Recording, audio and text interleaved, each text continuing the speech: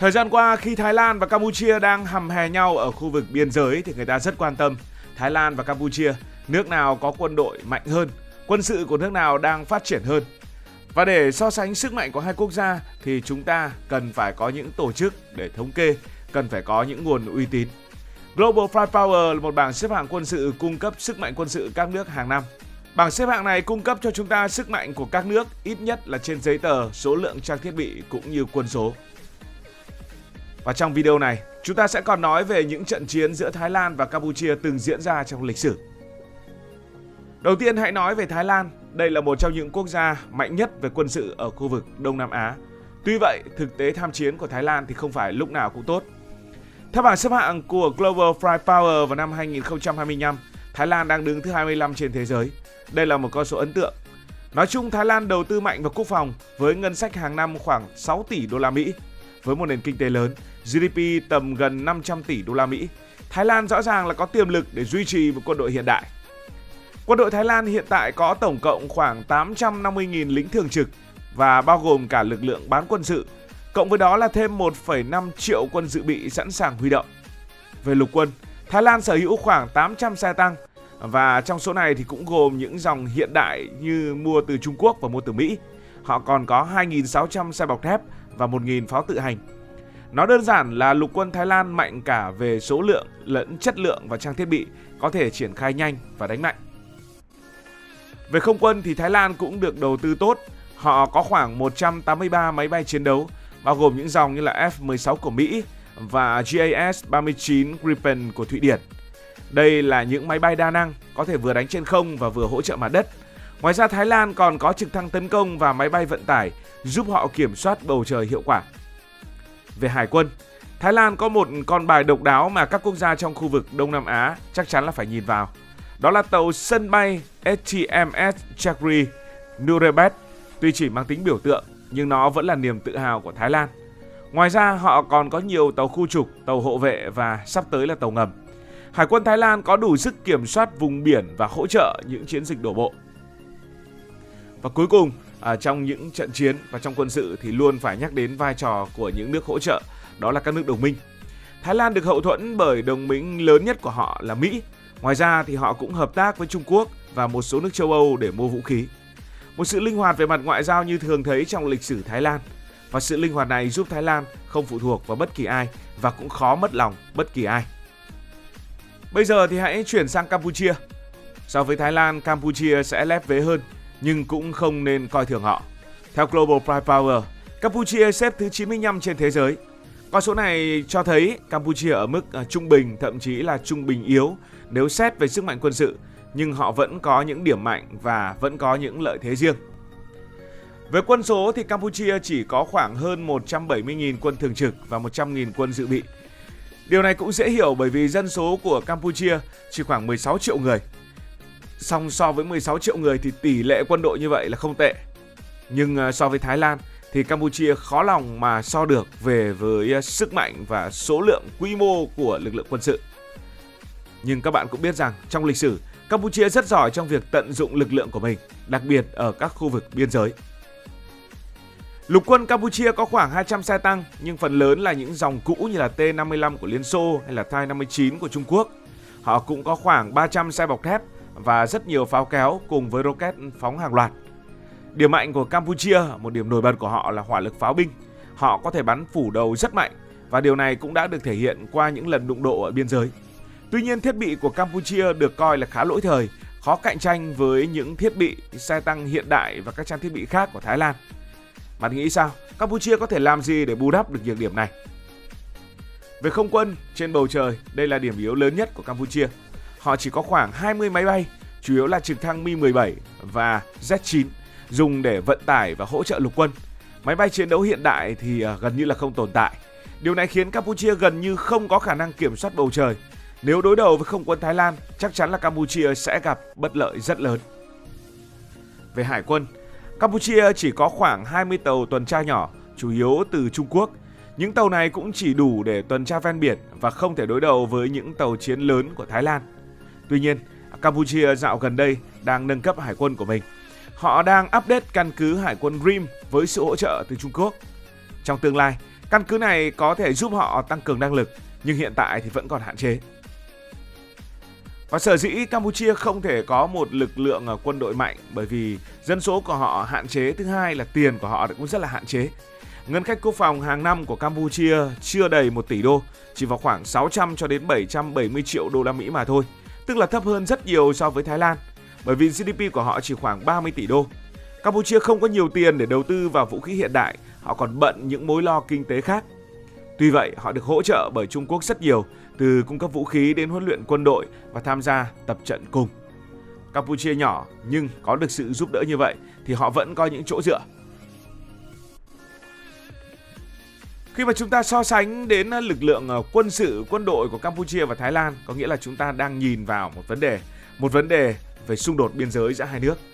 Xung đột biên giới Thái Lan và Campuchia đã kéo dài nhiều thập kỷ, đặc biệt là khu vực quanh đền Preah Vihear và các di tích Khmer cổ như là Taman Thom. Gần đây nhất, vào cuối tháng 5, một vụ đấu súng đã nổ ra tại khu vực Chambok khiến hai bên tăng cường lực lượng. Campuchia đã điều động đến 12.000 binh sĩ cùng với tên lửa QW3 và một loạt những vũ khí hạng nặng. Thái Lan tất nhiên không phải dạng vừa đâu, họ cũng triển khai quân đội và nhấn mạnh sẽ bảo vệ lãnh thổ của mình bằng mọi giá. Hai nước thì hăm hè nhau mãi và cả hai đều muốn nói rằng mình muốn giải quyết bằng hòa bình thông qua Ủy ban Biên giới chung hoặc là luật pháp quốc tế, tức là cần phải có trọng tài để hòa giải. Nhưng các bạn nghĩ sao? Nếu căng thẳng leo thang, liệu có thể dẫn đến một cuộc chiến tranh hay không? Và đây chỉ là một cuộc chiến tranh giả định, một cuộc chiến tranh trên giấy mà thôi. Nếu Thái Lan và Campuchia rơi vào một cuộc chiến tranh toàn diện, ai sẽ chiếm ưu thế, thậm chí là ai sẽ chiến thắng? Chúng ta cần chia ra từng khu vực. Trước hết là trên mặt đất. Trên mặt đất Thái Lan rõ ràng chiếm ưu thế. Nhưng nếu chiến tranh kéo dài thì Campuchia vẫn có bài của mình. Campuchia không có số lượng và chất lượng vượt trội của khí tài như Thái Lan, nhưng họ có thể chuyển sang đánh du kích và khiến Thái Lan sa lầy. Về không quân, đây là nơi Thái Lan hoàn toàn áp đảo. Campuchia gần như không có cách nào chống lại vì họ không có máy bay chiến đấu hay hệ thống phòng không hiện đại. Bầu trời là của Thái Lan. Trên biển thì cuộc chiến cũng gần như một chiều, bởi vì Campuchia chỉ có những tàu tuần tra nhỏ. Tuy nhiên, chiến tranh trên biển có thể không quá tham vọng, bởi vì xung đột chủ yếu vẫn diễn ra ở biên giới trên đất liền giữa hai nước. Song rõ ràng, Thái Lan vẫn có lợi thế tuyệt đối ở đây.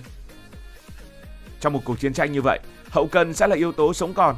Thái Lan với nền kinh tế lớn hơn, ngân sách quốc phòng cao hơn, khả năng sản xuất nội địa tốt hơn, có thể duy trì chiến tranh trong thời gian dài. Họ có thể mua thêm vũ khí, sửa chữa thiết bị và duy trì lực lượng mà không gặp nhiều khó khăn. Campuchia thì khác, với ngân sách quốc phòng vẫn còn nhiều hạn chế và phụ thuộc vào viện trợ từ nước ngoài, họ sẽ gặp khó khăn nếu chiến tranh kéo dài. Đặc biệt nếu Thái Lan phong tỏa những tuyến đường biển và một số cửa khẩu thì Campuchia có thể cạn kiệt nguồn lực chỉ sau vài tháng. Vậy trong trường hợp xấu nhất nếu chiến tranh nổ ra, mình dự đoán Thái Lan sẽ chiếm ưu thế trong vài tuần đầu. Đây là những khu vực mà sức mạnh của quân đội, sức mạnh của trang thiết bị Thái Lan sẽ chiếm ưu thế.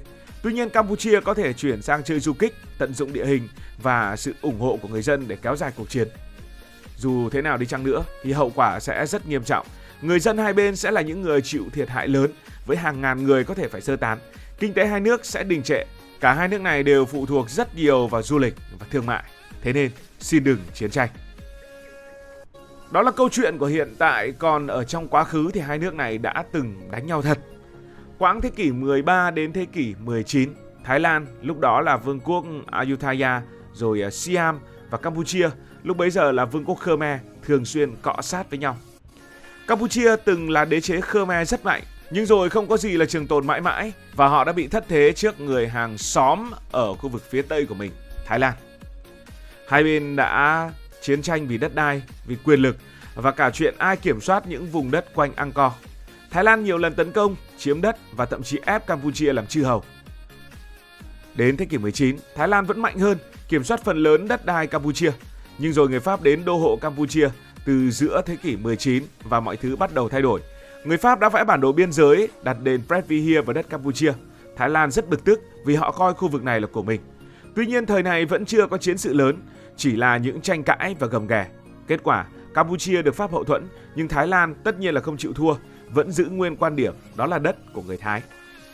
Thế kỷ 20, khi người Pháp rút đi, Campuchia độc lập, tranh chấp ở khu vực biên giới thì vẫn không hề lắng xuống. Nhưng năm 1950, Campuchia đưa vụ đền Previer ra tòa án công lý quốc tế. Sau đó thì tòa này đã phán quyết đền thuộc Campuchia dựa trên bản đồ từ thời Pháp. Thái Lan chấp nhận nhưng vẫn đòi khu đất ước chừng 4,6 km vuông xung quanh.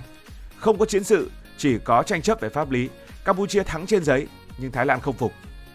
Đến năm 2008, mọi thứ bùng nổ khi UNESCO công nhận đền Previer là di sản thế giới của Campuchia.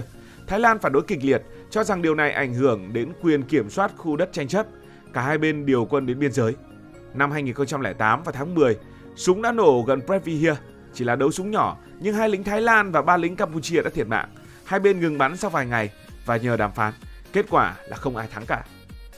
Những quãng thời gian sau đó, căng thẳng vẫn leo thang và đụng độ liên tiếp. Đặc biệt là vào giai đoạn nửa đầu năm 2011.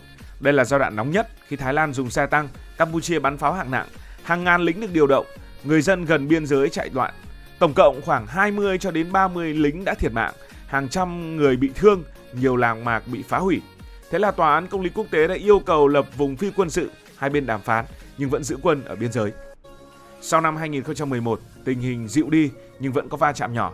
Và như bạn đã biết, đến cuối tháng 5 của năm 2025, một vụ đấu súng đã nổ ra tại Chambok. Campuchia điều 12.000 lính, mang cả tên lửa đến đây. Thái Lan cũng tăng quân. Đã có những người bị thương, sau đó hai bên ngừng bắn, đàm phán qua Ủy ban Biên giới chung. Kết quả thì vẫn chưa phân thắng bại và chỉ thêm những câu chuyện kịch tính, những câu chuyện không đáng có giữa hai người hàng xóm này. Bạn nghĩ rằng liệu câu chuyện này có leo thang như những năm trước đó hay không? Như vậy có thể thấy rằng, từ thời phong kiến, Thái Lan thường áp đảo vì mạnh hơn, còn thời hiện đại chỉ có những đụng độ nhỏ, chủ yếu quanh khu vực biên giới. Kết quả là không ai thắng cả. Cảm ơn vì đã quan tâm theo dõi câu chuyện này. Cảm ơn các bạn đã dành sự đồng hành cùng Hải Thanh Story.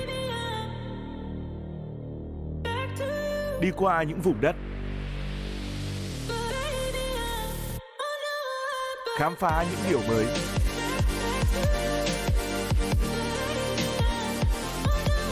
Đừng ngần ngại, hãy để lại những góp ý và xin được hẹn gặp lại.